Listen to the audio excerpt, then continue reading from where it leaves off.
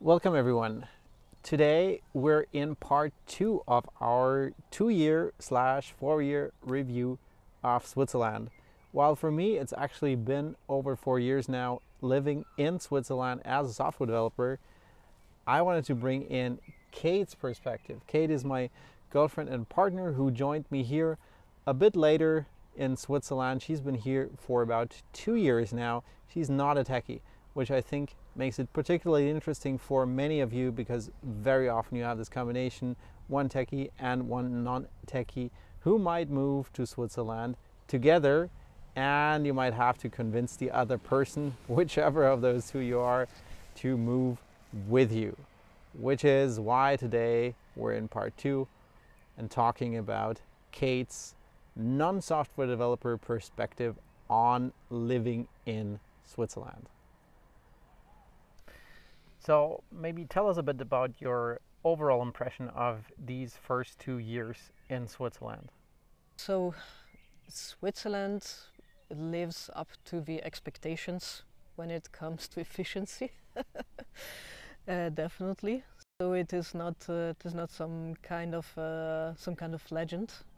People are really as nice as they are described, which is also a great point. A great point for Switzerland.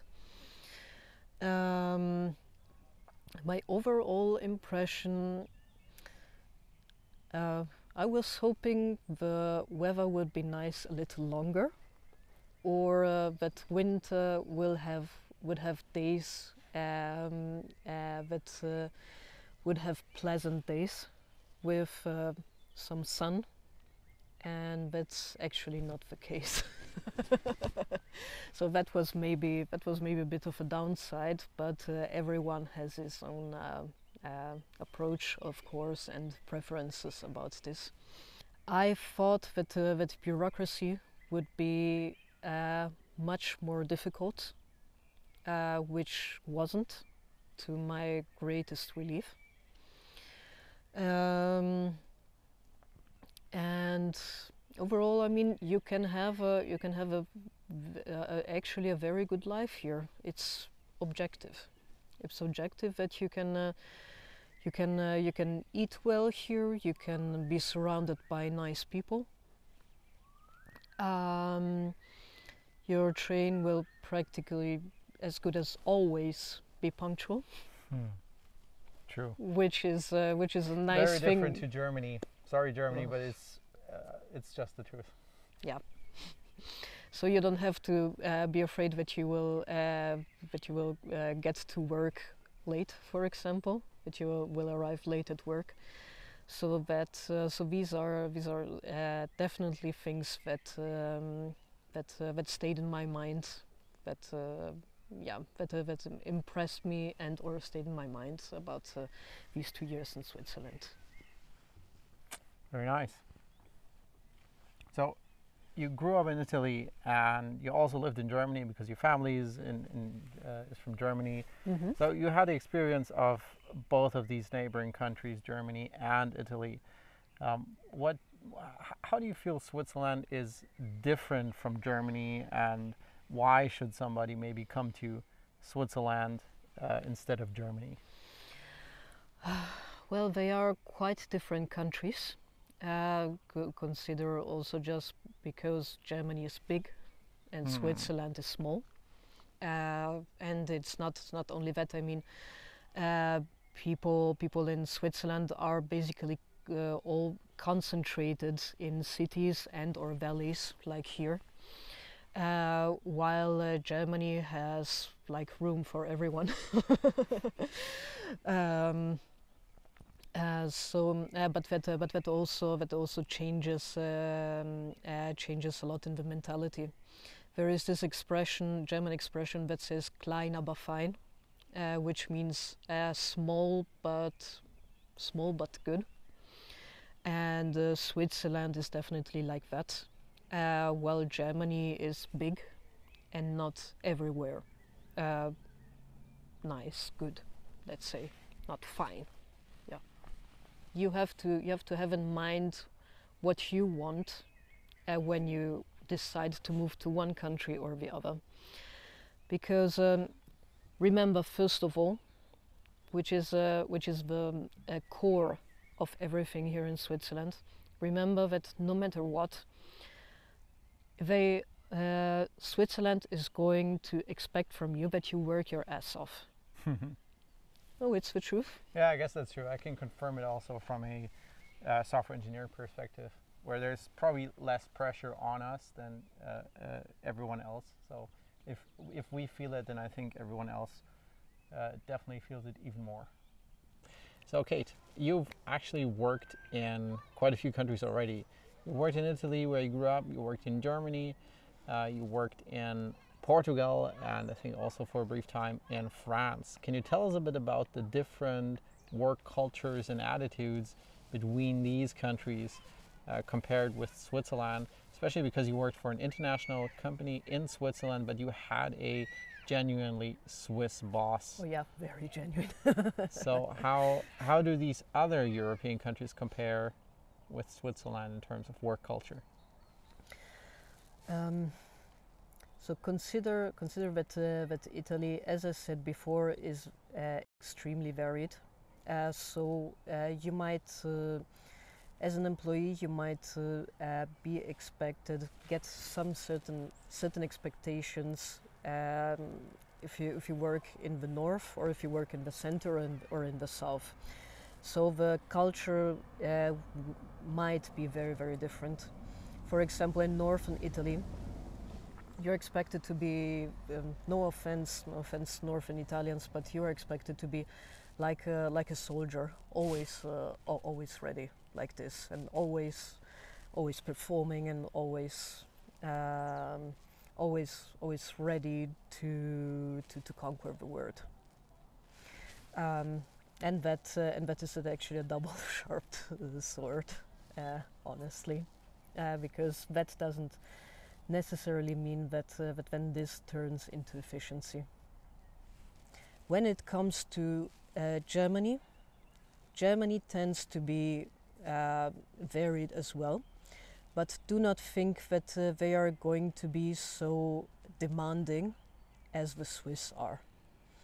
I mean, to my relief, I must say, I was when I arrived in Germany, not feeling German in any way. I arrived and I thought, okay, they're going to want me to work 10 hours or more a day, and always be ready, like in Lombardy might happen. But in the few experiences that I have had as an employee, that was actually not the case. I cannot say. I found nice people, very helpful. Although many times in Germany, German employers have one thing that Swiss, thank God, don't have, which is a lot of times they think it is implied that you already know or can do certain things. Like that you already got that from some other experience or from your studies or whatever, and so that you already have a situation in your hands. That is something that in Switzerland tends not to happen, and if it happens, you can reach out to your boss and say, I'm sorry, I don't know how to do this. Mm-hmm. So that is, one must say, a big difference and a big advantage that you have here. But as said, here compared to Germany, you're expected to work even harder. So on the one hand, you would say that Germany is a bit more lenient and relaxed in general in terms of work culture, more versus than you would Switzerland. Think. Yes. Yeah, especially compared to what people might think who haven't lived there yet. But on the other hand, it's sometimes easier to ask questions or to basically admit that you're not yet good at something, that you don't yet know how to do something. Whereas in Germany, it's more expected of you that you kind of know everything already, that you that you seemingly should know for whatever role you're doing, right? Yeah, I would say my boss that you were mentioning, this Swiss, the Swiss, he was a real Swiss in the sense that he lives in this he lived in this bubble where he thought that I have everything under control. And then I had to reach out to him and tell him, I'm sorry, but this specific thing, I don't have it under control. I don't know how to do it. And he might be surprised in the beginning, but then just say, okay, we're going to solve it maybe this way. We're going to figure it out, basically. Yeah, so it is a very chilled approach. Another thing that you should consider, keep in mind when you are considering to move to Germany, it is internet. Now I will make you an example, and then Raphael is going to tell you a joke, a very nice joke. So just to compare, just to make a comparison, if in Germany there are some roadworks and something needs to be changed in cables, something related to the internet, like new cables installed or something, the authorities are going to warn you, but they are going to leave you without anything, without internet, without any alternatives, and they will basically not care about you having a problem with this. And this could last for 1 day to 2 weeks, just like it recently happened in Munich. And if it happens in Munich, it can happen anywhere, basically. Well, in Switzerland, there might be the possibility that they have to change some cables and leave you without internet, or also leave you without water or whatever. But they're going to make it as fast as possible, and make sure that that you can get that the service will be back as soon as possible. For example, not leaving you 24 hours without internet. They're going to tell you we have to shut down between 8 and 5, for example. And now Raphael is going to tell you a joke which explains you the situation in Germany when it comes to internet.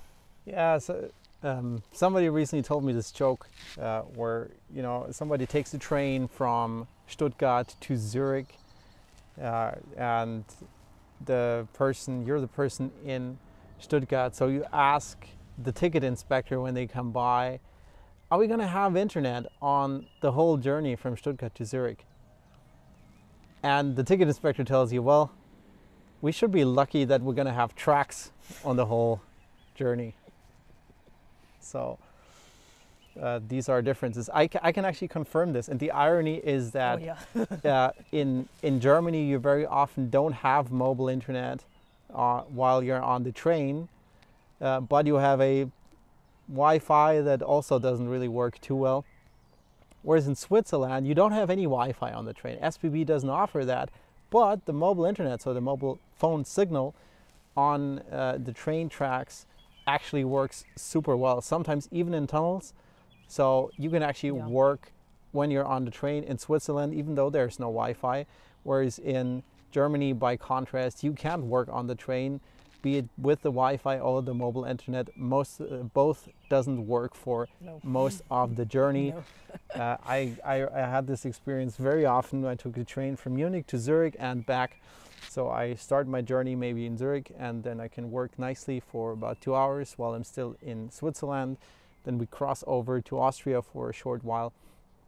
And then there is a no man's land. Yeah, and in Austria still works, but then once you cross into Germany, there's no internet until shortly before you reach Munich.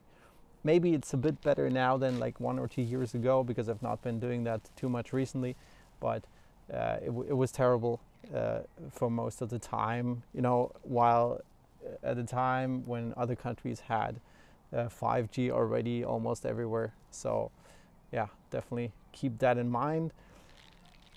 Mobile phone internet is really good in Switzerland, even on trains.